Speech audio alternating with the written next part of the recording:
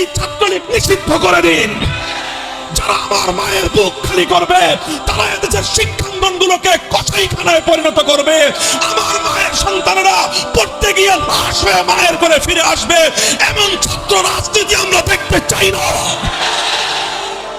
অবস্থা অনেকটাই এমন, আজ বাংলাদেশকে ভালোবাসাই সবচেয়ে বড় অপরাধে পরিণত হয়েছে। দেশের স্বার্থে কথা বলবেন, পিটিয়ে মারবে, অভিযোগ করবার কোনো জায়গা নাই।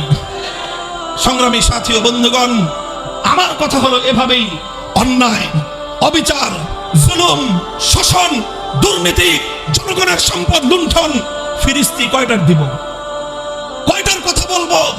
তানহামা দাগ দাগ সুদ, পুম্বা কুজা কুজা নেহাত, সারা শরীর ক্ষত বিক্ষত, মলম আর পট্টি আমি কয়খানে লাগাবো? এভাবেই চলবে।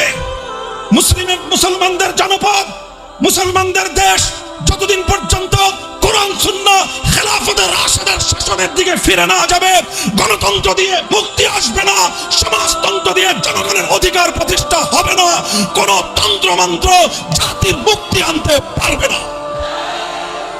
তাই হে তাওহীদি জনতা, মুসলমান, ঈমানকে ভালোবাসো, আল্লাহর কোরআনকে ভালোবাসো, আল্লাহর নবীর সুন্নাহকে ভালোবাসো, খেলাফতে রাশেদার আদর্শকে ভালোবেসে আসো। শপথ নেই আমার এই সোনার বাংলা থেকে সব অপশাসন, সমস্ত অন্যায়, অবিচার এগুলোকে দূরীভূত করে আমার মাতৃভূমিটাকে আমি শান্তির ফুল বাগানে পরিণত করব।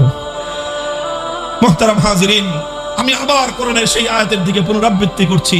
ইজা আরাদনা আন নুহলিকা কারিয়াতান আমারনা মুতরাফিহা ফাফাসাকু ফিহা ফাহাক্কা আলাইহাল কওল।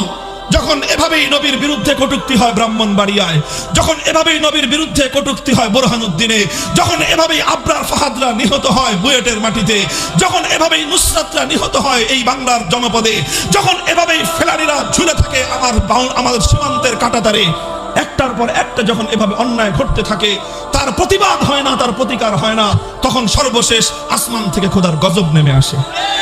আজ আমরা চাই মাতৃভূমিকে ভালোবাসি বলেই, দেশটাকে ভালোবাসি বলেই, দেশপ্রেম নিয়ে, জাতির প্রেম নিয়ে, স্বাধীনতার অতন্দ্র প্রহরী হিসেবে নতুন প্রজন্মকে নিয়ে আজ দেশ জাতির স্বাধীনতা রক্ষা করবার জন্য দুর্বার আন্দোলন গড়ে তুলতে চাই।